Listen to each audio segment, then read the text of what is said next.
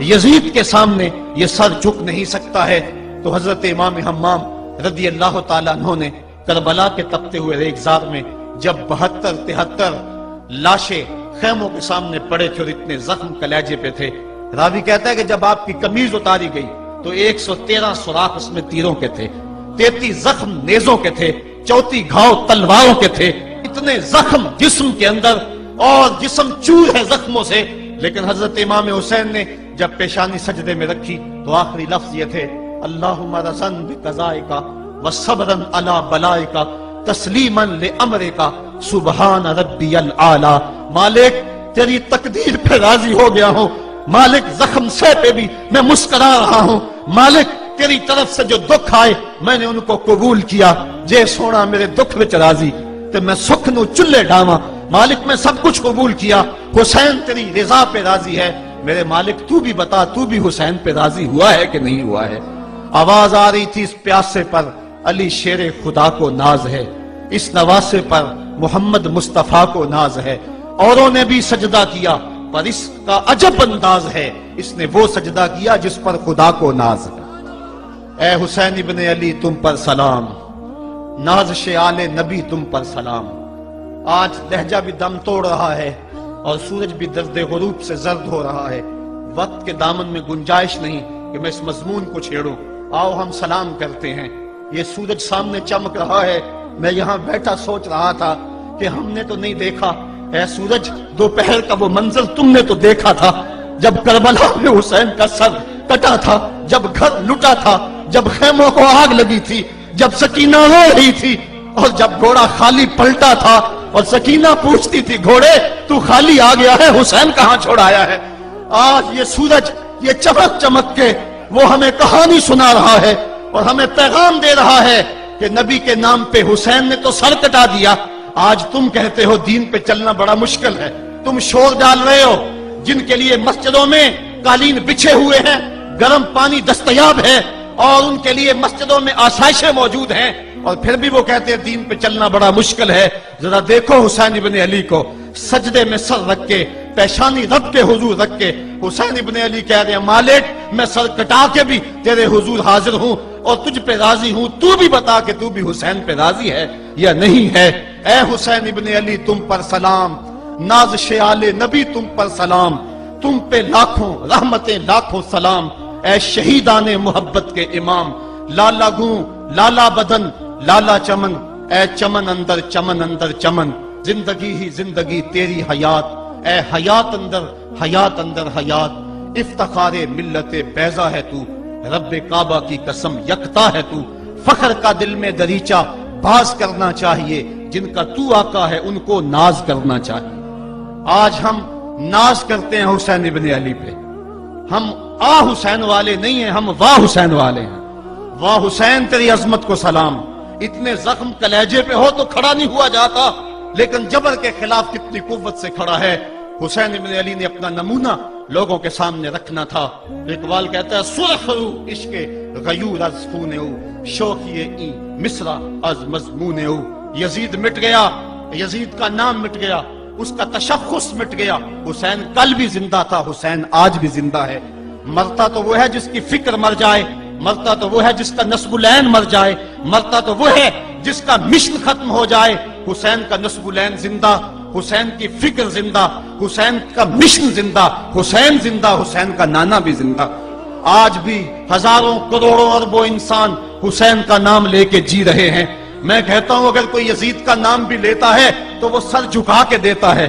کیسا تمہارا لیڈر ہے جس کا نام لیتے ہوئے بھی تمہیں شرم آتی ہے؟ نام لینے سے پہلے سر جھکاتے ہو، نام لیتے ہوئے پسینہ پسینہ ہوتے ہو، نام لینے کے بعد منہ چھپا لیتے ہو. تمہیں اپنے قائد اور اپنے لیڈر کا نام لیتے بھی شرم آتی ہے، اور جب ہمارے لبوں پہ نام حسین آتا ہے ہمارا قد اونچا ہو جاتا ہے، ہمارا سر فخر سے بلند ہو جاتا ہے. فخر کا دل میں دریچہ باز کرنا چاہیے، جن کا تو آقا ہے ان کو ناز کرنا چاہیے. تو حسین ابن علی نے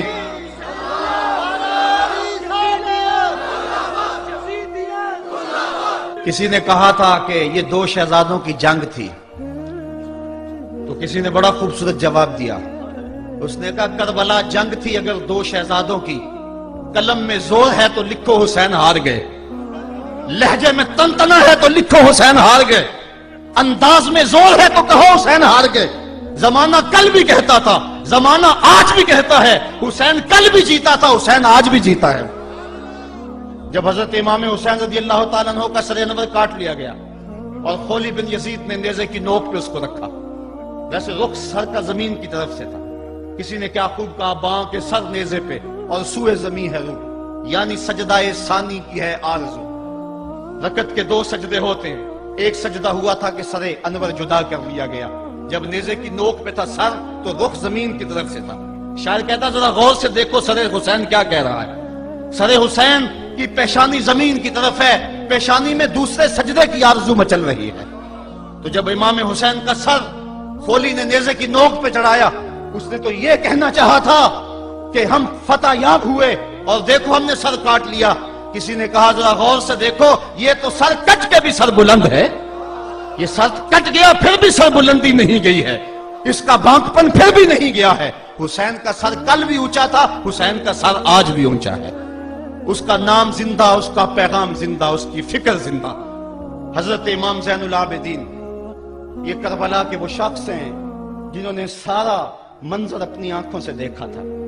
اتنے دکھ کسی کو نہیں پہنچے جتنے زینب اور زین العابدین کو پہنچے ہیں۔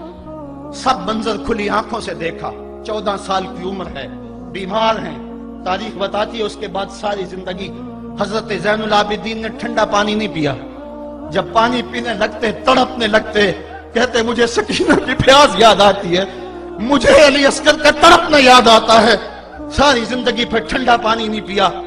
حضرت امام زین العابدین نے یہ سارا منظر کھلی آنکھوں کے ساتھ دیکھا تھا، اور پھر آپ نے دمشق کے بازاروں میں بھی اور کوفے کی گلیوں کے اندر بھی سروں کا یہ قافلہ اپنی قیادت کے اندر جو ہے وہ گزارا تھا۔ جب یزید کے دربار کے اندر حضرت امام زین العابدین پہنچے تو یزید نے پہلے تو جو ہے وہ دکھ کا اظہار کیا۔ بعض لوگ یہاں سے یزید کی بریت کا اعلان کرتے ہیں۔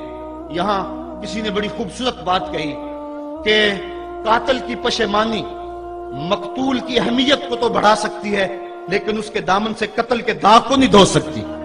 تو اس نے یہ سب کچھ کیا، یہ بس اس کے ٹسوے تھے جو وہ بہانے لگا، لیکن بعد میں اس نے حضرت امام حسین رضی اللہ تعالی عنہ کے دانتوں کے اوپر جو ہے وہ چھڑی مارنا شروع کر دی۔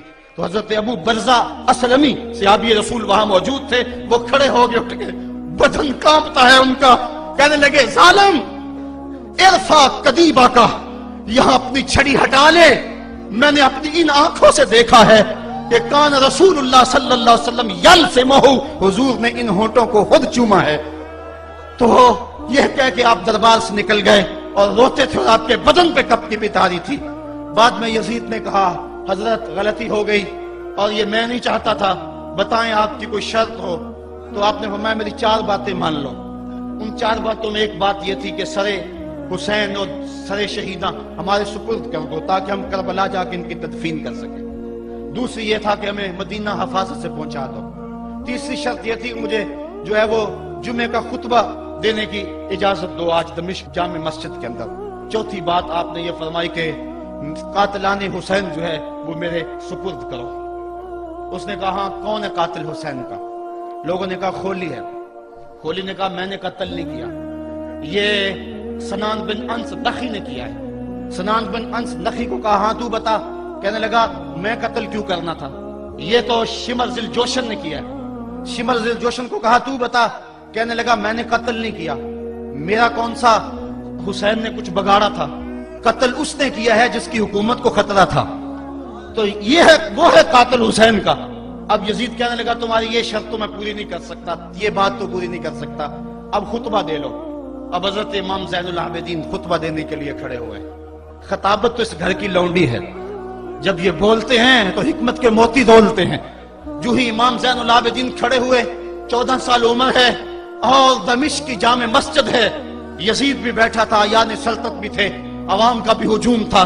جب آپ نے خطبہ شروع کیا لوگ زاروں کے تار رونے لگے، اور آپ نے اہل بیت کے مناقب جب لوگوں کے سامنے رکھے تو یزید گھبرا گیا کہ کہیں لوگ میرے گریبان تک نہ پہنچے۔ اس نے مؤذن کو اشارہ کیا جلدی جلدی اذان پڑھو۔ تو جب اس نے کہا اللہ اکبر اللہ اکبر، تو تو حضرت شہزادہ زین العابدین نے کہا کہ اس کے اندر کوئی شک نہیں کہ اللہ سب سے بڑا ہے۔ جب شہادتین کا کہا اشہد ان لا الہ الا اللہ، حضرت امام زین العابدین نے اس کے جواب کے اندر کہا ہاں ہاں اللہ کے علاوہ کوئی معبود نہیں ہے، اس کی گواہی ہم نے خون سے دی ہے، ہم نے اپنے لہو سے دی ہے اس کی گواہی۔ اور پھر اس کے بعد جب اشہد ان